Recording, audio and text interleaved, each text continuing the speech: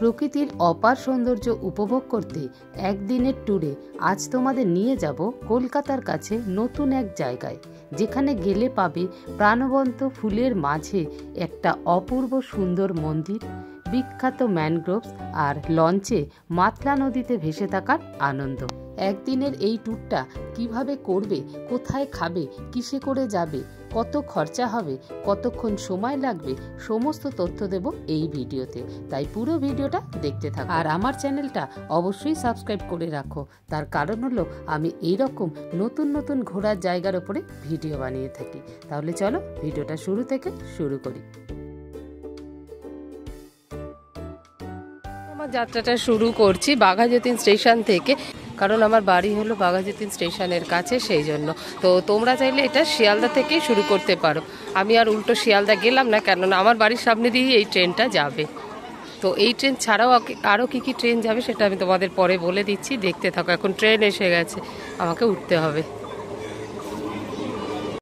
প্রথমে আমরা যাব জয়নগর স্টেশন। জয়নগর স্টেশন যাওয়ার জন্য শিয়ালদার দক্ষিণ শাখা থেকে লক্ষ্মীকান্তপুর বা নামখানার লোকালে ধরে জয়নগর যেতে হবে। প্রত্যেক আধ ঘন্টা 40 মিনিট 45 মিনিট পর পর শিয়ালদা থেকে নামখানা বা লক্ষ্মীকান্তপুর লোকাল আছে।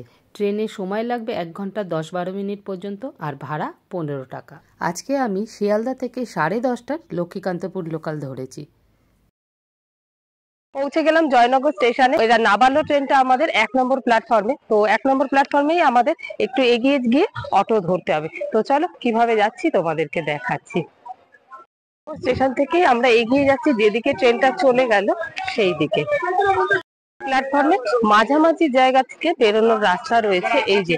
তো সেই জন্য তোমরা যদি কম হাঁটতে চাও তো মাঝামাঝিতে উঠো। এই যে এখানে যে টিকিট কাউন্টার রয়েছে, এখান দিয়ে বেরোনোর রাস্তা। এইসব দেখে তো মনে পড়ে গেল কোথায় এসে গেছি। এসে গেছি তো জয়নগরে। চারিদিকে মোয়ার দোকান, একদম স্টেশনের। এই দেখো জয়নগর স্টেশন, এই শুরুতেই সব দুপাশে শুধু মোয়ার দোকান আর গন্ধ গন্ধ গন্ধ, প্রচুর মোয়ার দোকান।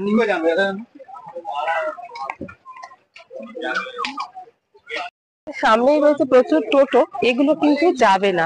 নিমপিট যাব আমরা এখন। তো ওরা বললো এই অটোগুলো যাবে। তো দেখি চলো অটোগুলো যাবে, কতক্ষণ সময় লাগবে, কত ভাড়া, সবকিছুই তোমাদের শেয়ার করবো। যাবে নিমপিট, চলো এই অটোতে উঠে পড়ি, তারপরে নেবে তোমাদের বলছি কত ভাড়া নেবে আর কতক্ষণ সময় লাগবে।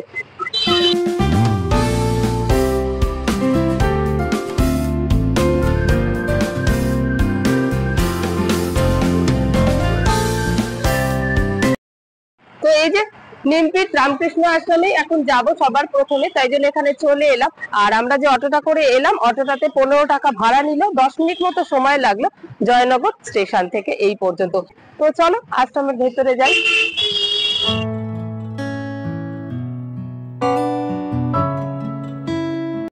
এই গেট দিয়ে ঢুকলেই এখানে রয়েছে এই যে প্রসাদ কুপন বলছে। তো এখন প্রায় 12টা 15 মতো বাজে। তো কোথাও তো আমাদের লাঞ্চ করতে হবে, সেই জন্য আমরা ভাবলাম এখান থেকে আমরা প্রসাদের কুপনটা নিয়ে নিই। যদি এই আশ্রমের প্রসাদ পাই তাহলে তো ব্যাস সোনায় সোহাগা। এটা কি এরকম রোজ দেওয়া হয়? রোজ দেওয়া হয়। রোজ কটা থেকে কটা অবধি? 12:30 থেকে যতক্ষণ খাবার থাকে ততক্ষণ। কুপনের মূল্য 10 টাকা। 10 টাকা করে। এই হলো মেন মন্দিরের রাস্তা আর কি। দুপাশটা দেখতেই পাচ্ছ কত সুন্দর, দুদিকে এইরকম গাছ দেওয়া রয়েছে আর সোজা মন্দির। আর রামকৃষ্ণ মিশন মঠ মানেই জানো নীরবতা পালন করতে হয়, ওই জন্য কোনো রকম কোনো কথা চেঁচামেচি কিচ্ছু নেই, শুধু চারিদিকে গাছগাছালি। মন্দিরে যাওয়ার আগে ডান দিকেই রয়েছে কত সুন্দর ডালিয়া, ভর্তি রয়েছে এই দিকটাতে। বাদিকটাতে রয়েছে চন্দ্রমল্লিকা। ও কোন ফুল নেই এখানে, দেখো। এই দিকটায় রয়েছে guest house, Ramakrishna mission guest house রয়েছে এই দিকটাতে। যেহেতু সানডে সেই জন্য একটু ভিড় বেশি, মানে আমাদের মতো আমজনতার থেকেও ভিড় বেশি হলো গার্জেনদের। আজকে যারা এখানে হোস্টেলে থাকে গার্জেনরা দেখা করতে আসার দিন। এই দেখো সব গার্জেনরা গলা জড়িয়ে রয়েছে।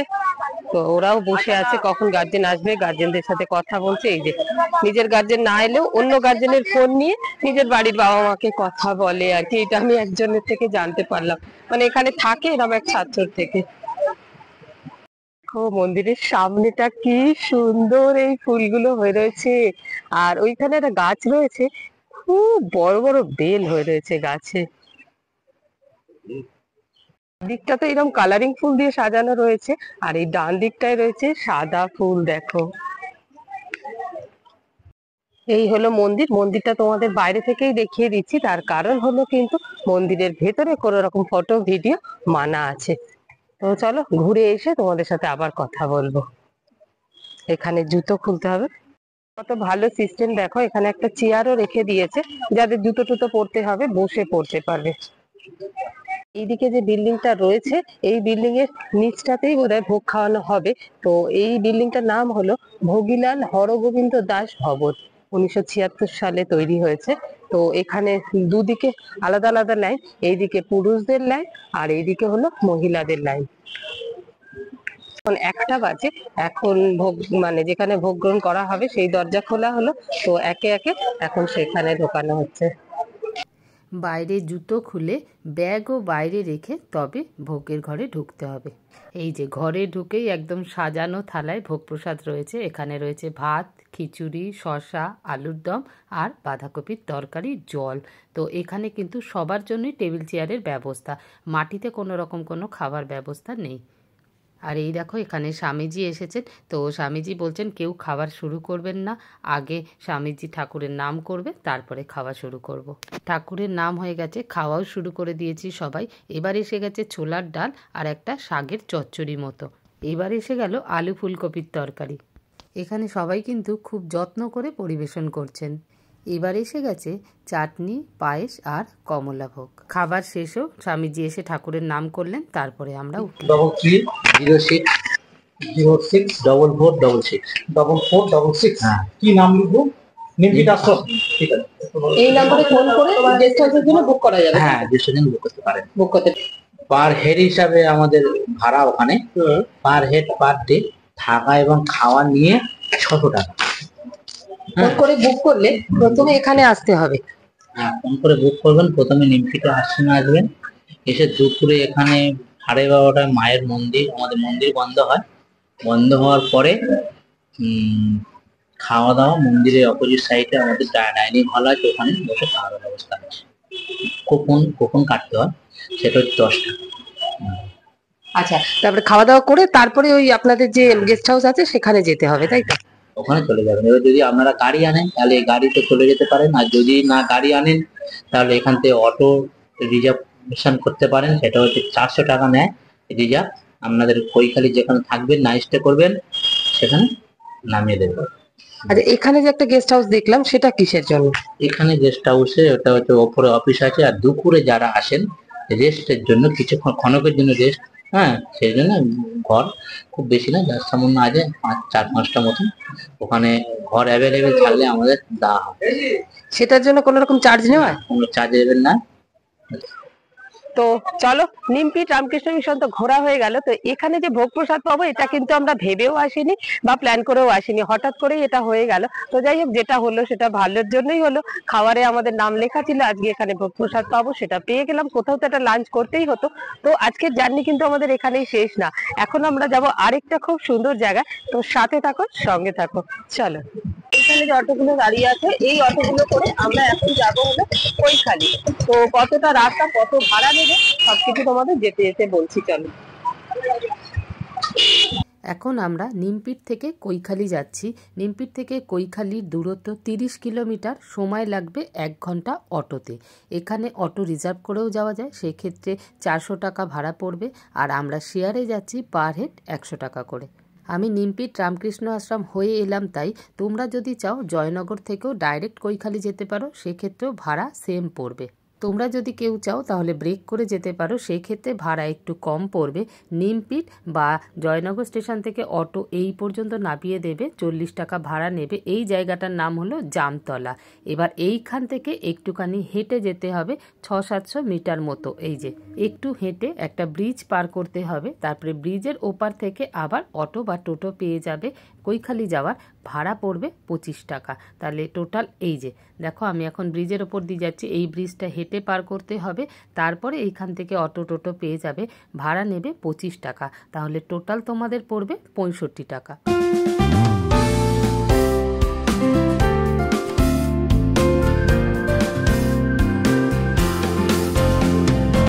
পৌঁছে গেলাম আমরা কৈখালি, অটোতে করে এলাম।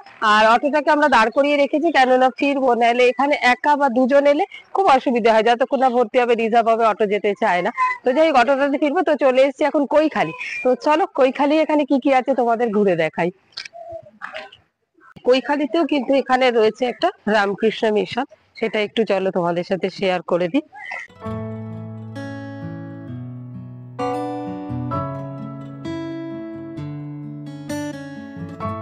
এই রকম সাজানো গোছানো, দেখো ফুল চারিদিকে, ফুলের বাগান। বোধহয় এই মহারাজদের থাকার জায়গা, তার কারণ গেরুয়া জামা কাপড় ঝুলছে। এই হলো মন্দির। মন্দির 3:30 সময় খুলবে, এখনো 3:30 বাজেনি, সেই জন্য বন্ধ।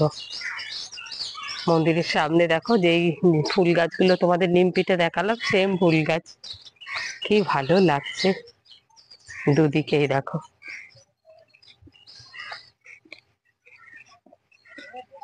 রামকৃষ্ণ মিশন মানেই হলো সমাজ সেবামূলক কাজ, সেই জন্য এখানেও কিন্তু হোস্টেল আছে বাচ্চাদের থাকার জন্য। পুকুর রয়েছে, দেখো এদিকে একটা পুকুর, এদিকে একটা পুকুর, ওইদিকে অনেক জায়গা। দেখো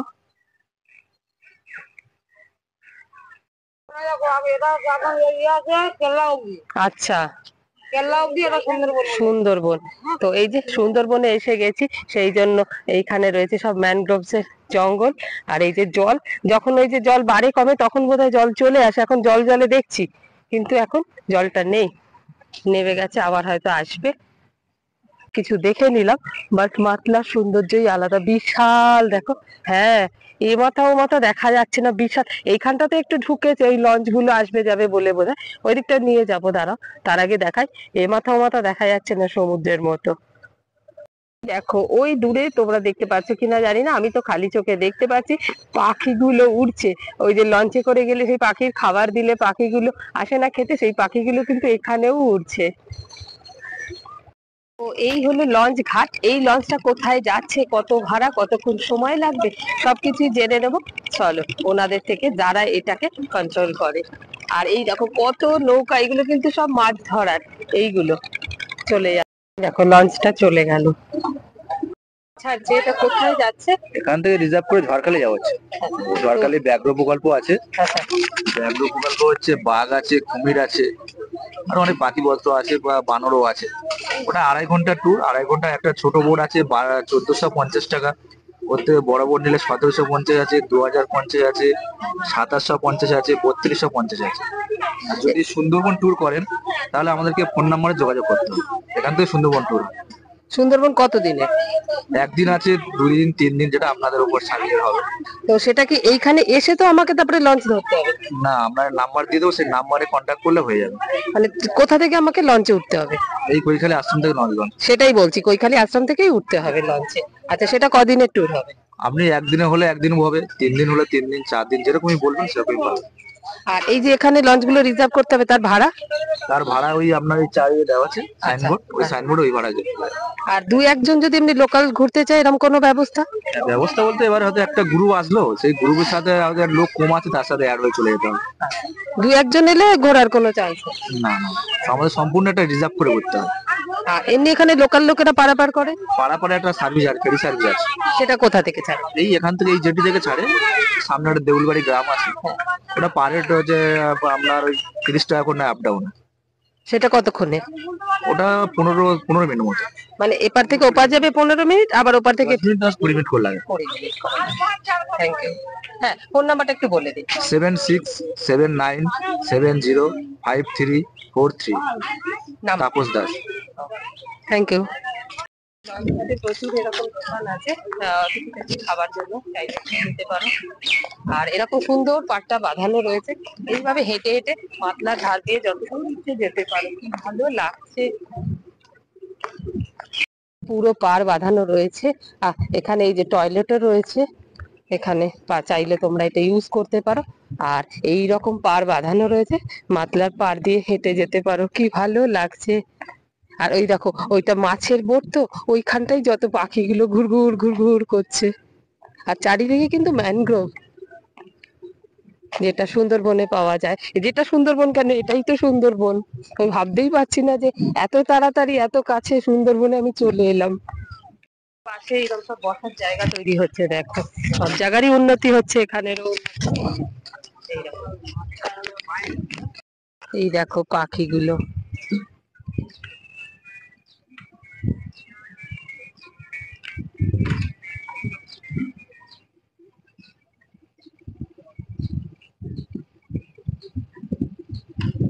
এরকম পার গুলো সুন্দর বাঁধানো রয়েছে।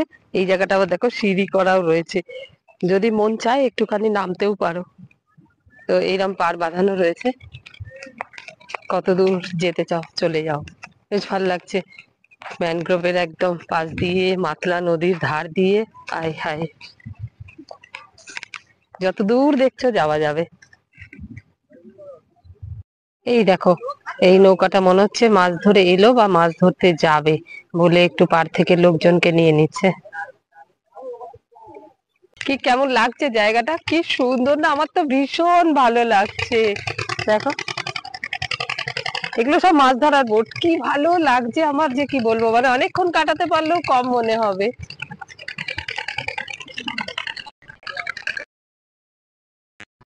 এই দেখো, এরা এক্ষুনি মাছ ধরে এলো, এইবার নামাবে।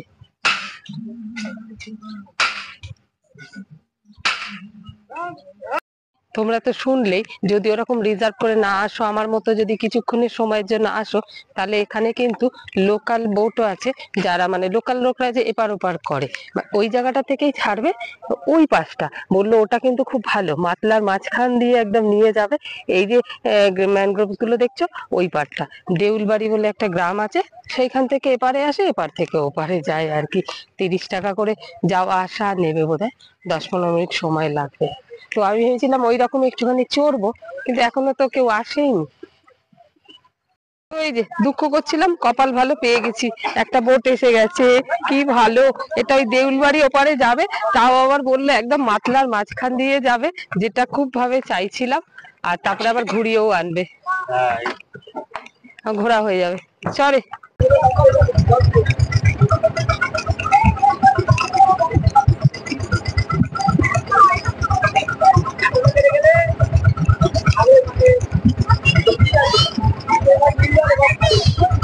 চলে এসেছি আমরা দেউলবাড়ি। এইটা হলো দেউলবাড়ি, এটা ওদের পারাপারের জায়গা। দেখো, একটা ছোট্ট বাচ্চা আসছে, আর জলে জলে এই জায়গাটা এত পিছল হয়ে গেছে, ওই বাচ্চাটাকে আনতেই আরেকটা বাচ্চা গেছে, অবস্থা বোঝো। সবগুলোই বাচ্চা দেখো, আর এত স্লিপারি না। ওই দেখো, ওই দেখো, ওই দেখো স্লিপারি, দেখো দেখো, ওই দেখো, দেখো এক জায়গায় পা দিলে আরেক জায়গায় চলে যাচ্ছে। এইভাবেই দেখো ওরা পারাপার করে। আহারে, এখানে পা দিচ্ছে, এখানে চলে যাচ্ছে। এসেছিল, এখানে 2জন প্যাসেঞ্জার পেলো, আর কিছু লোক নামলো। এবার আমরা আবার ফিরে যাচ্ছি, আবার ফিরে যাচ্ছি। বুঝতে পারছো কিনা আমি জানি না, ওইদিকে জলের কালারটা যেমন ডিপ ব্লু কালার, কেন জানি না, বুঝতে পারছি না ব্যাপারটা। ওইখানে কত বড় একটা বক বসে রয়েছে, এত বড় গলা করে। এই দেখো, এই দেখো, কোন মাছ যাবে তো। বকটা কিন্তু বিশাল বড় বক, দেখছো,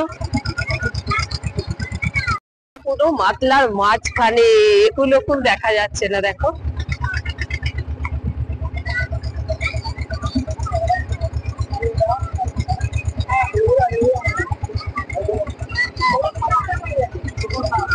যেখান থেকে স্টার্ট করেছিলাম সেখানে আবার আমরা পৌঁছে গেলাম কৈখালি।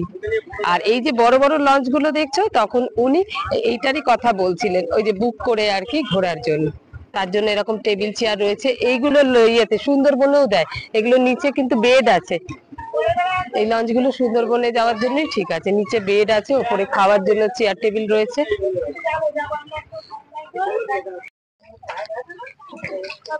তো এই যে আমরা পৌঁছে গেছি। হ্যাঁ, কাদা আছে, স্লিপ আছে।